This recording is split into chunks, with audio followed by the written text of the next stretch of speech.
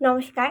আজকে আমি যে খাবারটি তৈরি করতে যাচ্ছি, মাছ মাংস খেতে খেতে আমাদের অনেকেরই মাছ মাংস আর খেতে ইচ্ছে করে না। তাই এই খাবারটি মাঝে মাঝে তৈরি করলে মুখের স্বাদ পরিবর্তন হয় আর খাবারটি খেতেও খুবই ভালো লাগে। এর জন্য প্রথমে আমি কড়াইতে তেল গরম করে এর মধ্যে কালো জিরে, শুকনো মরিচ আর পেঁয়াজ কুচি ফোড়ন দিয়ে নিয়েছি। এটা ভালো করে একটু ফ্রাই করে এর মধ্যে আমি ভাতের চালটাই ইউজ করব। হ্যাঁ, একটু লাল লাল করে ভেজে আমি আগে থেকে ধুয়ে রাখা ভাতের চাল ভালো করে ধুয়ে অ্যাড করে নিচ্ছি। এবার চালটাকে আমি খুব সুন্দর করে একটু ভেজে নিচ্ছি। এভাবে ভেজে আমি এর মধ্যে পরিমাণ মতো লবণ অ্যাড করে নিচ্ছি, লবণটা স্বাদ মতো। এবার যতটুক চাল তার দ্বিগুণ পরিমাণের জল আমি দিয়ে দিচ্ছি। পানির পরিমাণটা আপনাদের অবশ্যই খেয়াল রাখতে হবে। ঠিক যতটুক চাল তার দ্বিগুণ জল দিতে হবে। 2 পট চালের জন্য জাস্ট 4 পট জল দিতে হবে। তো এভাবে দিয়ে আমি 4-5টা কাঁচামরিচ দিয়ে নিচ্ছি। আমি এখানে ভালো করে এটাকে নেড়ে বলক আসা পর্যন্ত অপেক্ষা করে নিচ্ছি। এবার বলক চলে আসলে এর মধ্যে চুলার আঁচটা কমিয়ে জাস্ট ঢাকা দিয়ে রেখে দেব, অনেকটা পোলাওয়ের মতো। এভাবে রেখে আমি কিছু সময় অপেক্ষা করব।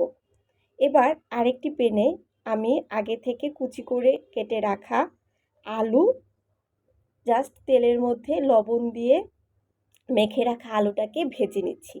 এবার হলুদ দিয়ে আলুটাকে ঝরঝরা করে ভেজে নেব। এভাবে কম তেলে লবণ দিয়ে আলুটাকে মেখে রাখলে কম তেলেই আলুটাকে খুব ঝরঝরে করে ভেজে নেওয়া যায়। এভাবে ডিপ ফ্রাই করে আলুটাকে আমি ভেজে নিচ্ছি। দেখুন কতটা মচমচে আর ঝরঝরে হয়েছে আলুগুলো। বাস, এবার সেই কড়াইতে আমি 4 থেকে 5টা রসুনের কোয়া আর কাঁচামরিচ, লবণ, সামান্য পরিমাণে হলুদ অ্যাড করে নিচ্ছি। এবার এগুলোকে ভালো করে ভেজে এর মধ্যে আমি কালো জিরে দিয়ে দিচ্ছি। এবার কালো জিরেটা দিয়ে জাস্ট পরে দিচ্ছি কালো জিরেটা ফ্লেভারটা ঠিক রাখার জন্য, এতে করে খুব সুন্দর গন্ধ আসে। এবার দেখুন সেই ভাতটা তৈরি হয়ে গেছে। এটাকে বহুয়া ভাত তো অনেকে বলে। তো এবার আমি ওই কালো জিরে ফোড়নটা নামিয়ে কিছু কাচকি মাছ হলুদ লবণ দিয়ে মাখিয়ে নিচ্ছি। এবার প্যানের মধ্যে তেল গরম হয়ে গেলে মাছগুলো ছেড়ে দিচ্ছি। এভাবে মাছগুলোকে আমি ডিপ ফ্রাই করে ভেজে নেব। যারা মাছ কম তেলে কম ভাজি খেতে পছন্দ করেন তারাও এই রেসিপিটার জন্য একটু ডিপ করেই ভাজতে হবে। এভাবে মাছগুলোকে কড়া করে ভেজে এর মধ্যে কাঁচামরিচ, রসুন আর পেঁয়াজ অ্যাড করে নিচ্ছি। এগুলোকে একটু গোটা গোটা করে কেটে ভালো করে আমি ফ্রাই করে নিচ্ছি। এ পর্যায়ে এর মধ্যে কাঁচামরিচ অ্যাড করে নিচ্ছি, কালো জিরা অ্যাড করে নিচ্ছি। এবার কালো জিরে দিয়ে ভালো করে এটাকে ফ্রাই করে আমি বেটে নিব। এবার পাটার মধ্যে আগে থেকে তৈরি করে রাখা যে কালো জিরে, কাঁচামরিচ আর রসুনের ভাজাটা ছিল সেটাকে ভালো করে বেটে নিচ্ছি। তো এইভাবে করে আপনারা এটা বেটে খেয়ে দেখতে পারেন এটা কতটা টেস্ট। আর অনেক সময় মাছ মাংস খেতে অনেকেরই খেতে খেতে ভালো লাগে না। এইভাবে এই রেসিপিটা তৈরি করে খেলে মুখে স্বাদেরও পরিবর্তন আসবে এবং খাওয়ার রুচিও অনেক গুণ বেড়ে যাবে।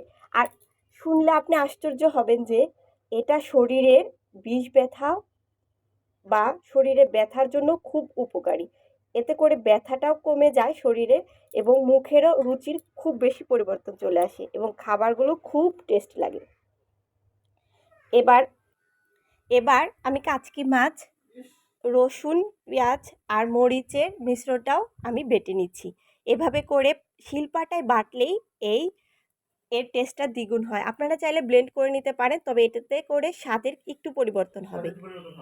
তো এভাবে শিলপাটায় এমনিতেই যে কোনো বাটা একটু স্বাদই হয় বেশি। তো দেখুন এই কাচকি মাছের মরিচ বাটাটাও তৈরি হয়ে গেছে। এটা আপনাদের মুখে যাদের খেতে ভালো লাগে না বা খেতে ইচ্ছে করে না তারা এইভাবে তৈরি করে অবশ্যই খেতে পারেন। রসুন কালোজিরা বাটা আর কাচকি মাছ বাটা আর সাথে ঝরঝরে আলু ভাজা। এভাবে কম তেলে খুব ঝরঝরে করে আলু ভাজা তৈরি করে নেওয়া যায়। আর এই রেসিপিগুলো আপনারা খেতে পারেন অবশ্যই বহুয়া ভাত বা কালজিরা ভাতের সাথে। এটা যতটা সুগন্ধি, খেতেও ভীষণ মজাদার। আর ভাতের চাল দিয়ে এটা তৈরি করে নেওয়া যায়। তো এভাবে তৈরি করে মাঝে মাঝে রুচির পরিবর্তন করে নেওয়া যেতে পারে। আর এত টেস্টি খাবারগুলো আপনি খেয়ে দেখতে পারেন, যাতে এক নিমেষেই এক প্লেট ভাত সহজেই শেষ হয়ে যাবে। তো ভালো লাগলে রেসিপিটা অবশ্যই ট্রাই করবেন। নমস্কার।